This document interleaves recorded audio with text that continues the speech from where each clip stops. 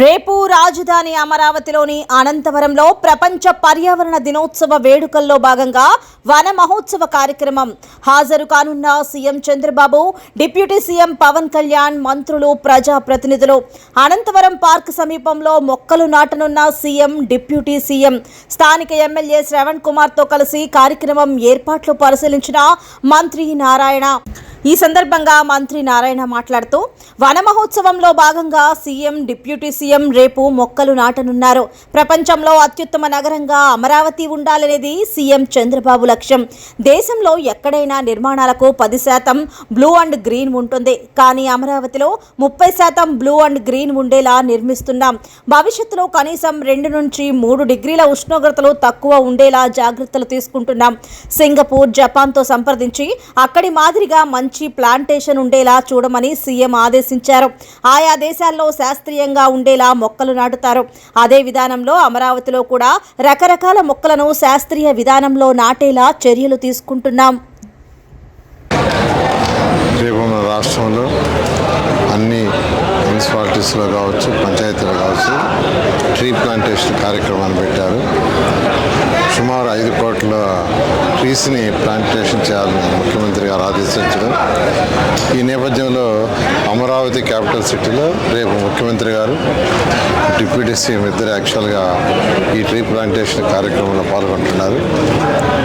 ఈ అమరావతి క్యాపిటల్ సిటీని డిజైన్ చేసినప్పుడు ముఖ్యమంత్రి గారు ఆ రోజు ఇచ్చిన ఆదేశం ఏంటంటే, వరల్డ్లో one of the best city కావాలి.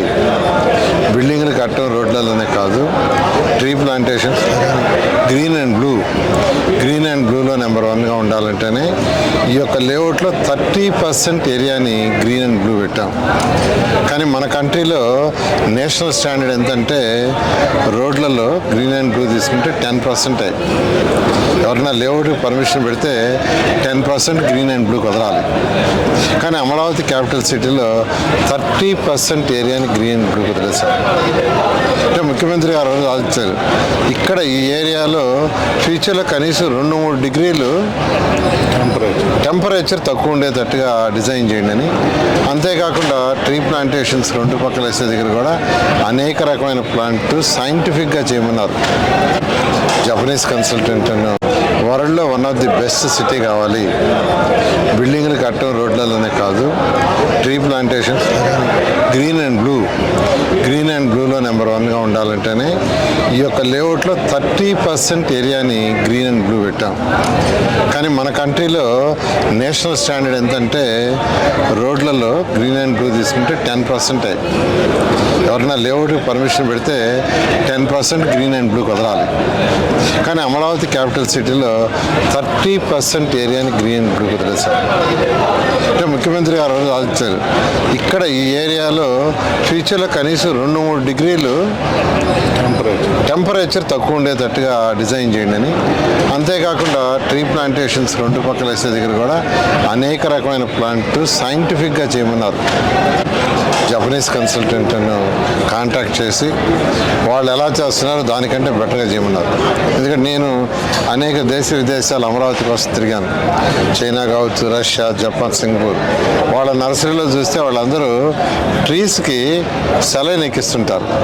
సెలైన్ మనకి ఎట్లయితే హెల్త్ బాగాలేనప్పుడు సెలైన్ ఎక్కిస్తారు, సేమ్ డీటో ముఖ్యమంత్రి గారు అదే చెప్పారు. అదర్ కంట్రీస్లో ఎలా చేస్తున్నారు అలాగా చెట్లు వేయటం కూడా, అంటే ఒకే రకం చెట్లు వేయాలా, మల్టీ కలర్ చెట్లు వేయాలనేది కూడా సైంటిఫిక్గా ఎవరైతే ఎక్స్పర్ట్స్ ఉన్నారో వాళ్ళందరూ తీసుకోమని, ఆ విధంగా అమరావతి క్యాపిటల్ సిటీలో గ్రీన్ అండ్ బ్లూ ఏదైతే ముఖ్యమంత్రి గారు ఆదేశించారో ఆ నేపథ్యంలోనే కొండవీటి వాక్ కావచ్చు, పాలవాక్ కావచ్చు, గ్రావిటీ కెనాల్, దానికి 2 పక్కల బఫర్ ఏరియా చాలా పెట్టారు. ఆ ఏరియాలో మొత్తం గ్రీనరీ డెవలప్ చేయమన్నారు. ఆ విధంగా ఖచ్చితంగా ఈ సిటీని వన్ ఆఫ్ ది బెస్ట్ సిటీగా చేస్తాం. రేపు దీనికి కావాల్సిన ఏర్పాట్లన్నీ అటు అధికారులు, శాసనసభ్యులు అందరూ దీన్ని పర్యవేక్షణ చేస్తున్నారు. రేపు ఈ ప్రోగ్రాం ఇక్కడ చేయడం జరుగుతుంది. దాని మీద మన ముఖ్యమంత్రి గారితో మాట్లాడి ముఖ్యమంత్రి గారు బ్యాంక్ వాళ్ళని పిలిచి వాళ్ళకి ఇన్స్ట్రక్షన్ ఇస్తాను.